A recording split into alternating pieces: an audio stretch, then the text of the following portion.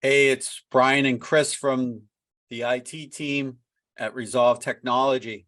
And today, Chris is going to talk about security tweaks that you might want to look at in your Microsoft 365 portal. And these are for teams. Lately, there's been some issues with malicious actors trying to phish users through links and such directly through Teams. And really, this is nothing new, but it's on the increase. And Chris, maybe you could show us a few settings that we look at when we're looking at a client Microsoft 365 tenant. Yeah, sure. So one of the first things we'd look at for this specific case is we'd come down here in the Teams Admin Center to external access. Now, this is what it would look like by default, where it's a lot, you can do a Teams chat with just about anyone. It's allowing all external domains and people inside this organization or this tenant here can reach out to the, people who aren't managed by an organization. So anyone outside of their Microsoft tenant, they'd be able to chat with. What we're starting to see is a lot of, administrators are, starting to set this to maybe only allow specific domains. So say, we're a vendor for some client here, they'd add us in here if we were interfacing with them via Teams. And, that's not the only way you can do it. You can block specific external domains or block all of them if you don't want them to talk to anybody outside the organization. That's an option too. Another set of settings we would see for meetings would be related to remote control.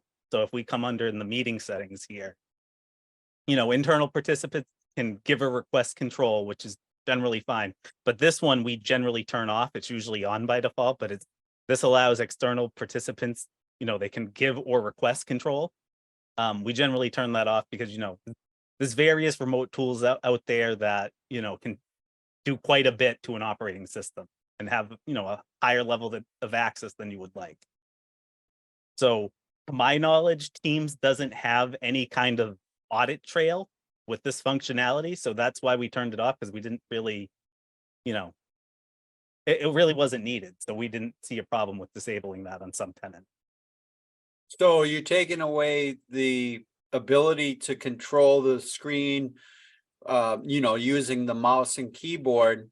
Right. However, they don't lose the ability to actually see the screen. So Right. say you're interfacing with a customer or vendor, you're connected up through Teams, they're an external organization, obviously.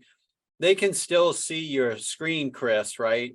Yeah, you can still do a screen share. It. Yeah, Right. okay. Go ahead. And yeah, I mean, you could, if you really wanted to go crazy, you could also not let anonymous users join meetings. So you could turn that off as well.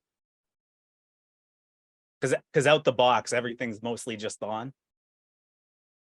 So, depending on what you want to allow users on the tenant to do, there's quite a bit of different settings in here you can tweak out. Right. So again, just as a summary, these are just a couple settings here that you can tweak out, but Teams phishing is on the rise. There are automated tools that hackers are using to try to automate the process. And just like they send phishing emails, phishing links through emails, now they're trying to do it through Teams. So consider locking down and looking at your settings and getting a little more granular with your Microsoft 365 settings in Teams. All right, Chris, thanks for your help. We'll talk to you later. All right, sounds good.